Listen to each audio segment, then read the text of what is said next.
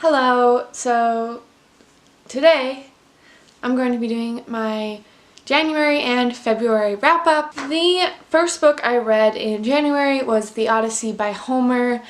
We read this in school in my English class. I gave it 2.75 stars.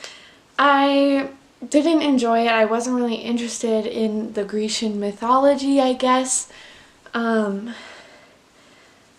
And like the Grecian hero worship, I guess. Mythology interests me, but like the hero stuff is kind of meh, that part of it. Hi, Baxter. Baxter, come here. Come here. Hey, buddy. I didn't really like any of the characters, so yeah, just didn't enjoy that.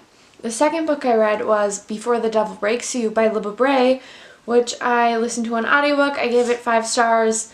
It was extremely beautifully written, as always, beautifully narrated, as the Diviner's audiobooks are. January Lavoie is amazing at narration. It was creepy, as always. Can't wait for the next one, but I'm also really nervous for it, but yeah. The third book I read was Heartless by Marissa Meyer.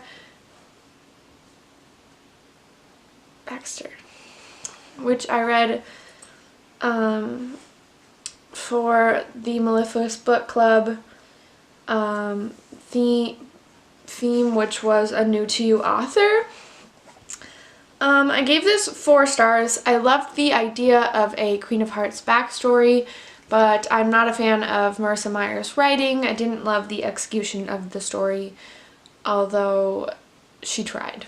And I just think like not any other author but different author could have written it so much better, but I did enjoy it. It was also though very slow, which also has to do with the writing. So the next book I read was The Seven Husbands of Evelyn Hugo by Taylor Jenkins Reid, which I read for the January Someone Else's Favorite book, which is Melissa from Honeybee Reads.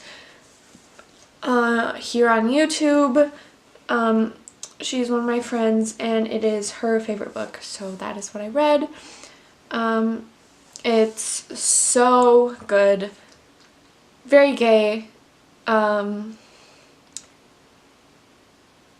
don't even know how to like explain it, but if you love like historical fiction, you probably like this book. And if you like contemporary, because it was very like contemporary mixed with historical fiction, and they intertwined, and the plot was so amazing. You had the plot of Evelyn Hugo and the plot of the interviewer reporter, which was they're both very interesting. And then next I read Ashes in the Snow, aka Between Shades of Grey by Brutus Apettis.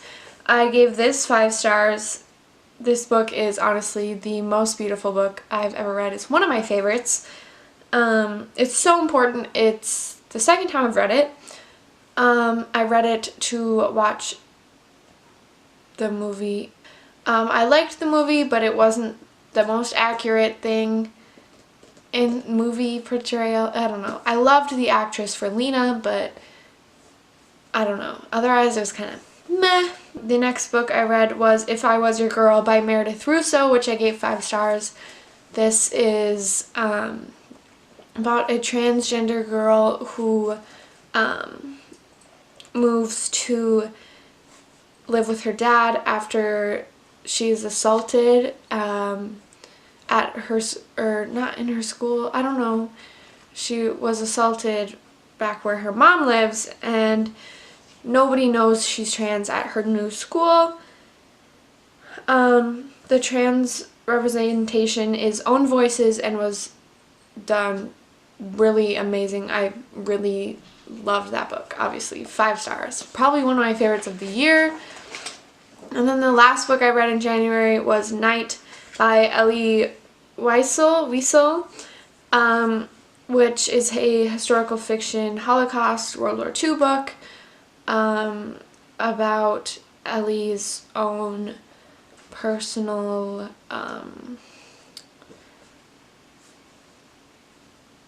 story of being Jewish in the time of World War II and spending time in concentration camps. I gave it 4 stars. The writing was meh, which sometimes happens when books are translated, and this book was not originally written in English. And I've read a lot better Holocaust, World War II stories, but this one was actually completely real, which I feel like made me appreciate it more and made it a little more sad, but also at the same time I did not connect to the writing, so that was a shame. So, February, I read 8 books. Hi, Baxter. Do you want to be? Come here. Come here. Come here. This is Dog. You say hi? Say hi. Hi. So, the first book I read in February was The Night Circus by Erin Morgenstern. This I gave 4.25 stars. It was really atmospheric. The plot was a little slow, but the ending was really great. I really enjoyed it. So, not a perfect book, but it definitely had like that magical realism, historical fiction mix that I really enjoy, as well with the Diviners, which also has paranormal, but really enjoyed it. Second, in February, I read Everything All at Once by Katrina Leno, which I gave 5 stars. My favorite book of all time is Summer of Salt by Katrina Leno. She writes kind of contemporary with a twist, so magical realism, basically.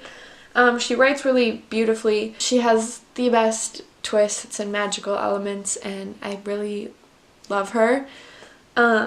I read this for the Mellifluous Book Club theme of contemporary or romance or both or whatever, so it was contemporary with very slight romance. I'm not going to say there was like romance because it was slight, but there was a little tiny bit. Third, I read Symptoms of Being Human by Jeff Garvin, which is a story about a gender fluid teen by a person who is not gender fluid or gender queer in any way, so you could tell that it didn't come from someone who had these experiences. I still enjoyed it. I thought it was a valid story. I gave it 4 stars. Then I read More Than This by Patrick Ness, which was super gay, which I wasn't told it was gay, but it really is. It's so good. The premise, which I don't even know how to explain, is just extremely odd, but Patrick Ness always pulls off these odd premises so well, and his writing is really amazing. I gave this 4.5 stars, and this was the book I read for someone's favorite book. This is my friend's book, or my friend Lizzie's favorite book, and it was really good. I really enjoyed it. Next, I read another Patrick Ness book, The Ask and the Answer, which is the second book in the Chaos Walking trilogy. What I wrote down is that the character development in this series is absolutely incredible, which I would say in most Patrick Ness books, the character development is his strong suit, as well as taking weird premises and just going with it. The plot was very predictable. I felt like the first one was less predictable, but this second book was very predictable, although I still enjoyed it and still enjoyed reading these plot points that I expected. And I gave it 4.75 stars, so still high rating, even though like literally the only thing wrong with it I think is that it was a little bit predictable. Then I read Toil and Trouble, 15 Tales of Women in Witchcraft, which I've been reading for a long time. I listened to it on audiobook. This is edited by Jessica Spotswood and Tess Sharp. It's an anthology about women and witches, witchcraft, feminism, rape culture, all those things mixed in with stories about witches, and I really loved it. So basically, when I read an anthology, I just take the rating I feel it deserves. I don't go through my rating process exactly. So I just give it a rating that I feel fits it, and then I write it down, for each story in an anthology, and then I add them together, average them. The next book I'm talking about is Sako Girls, but I never said that, I guess.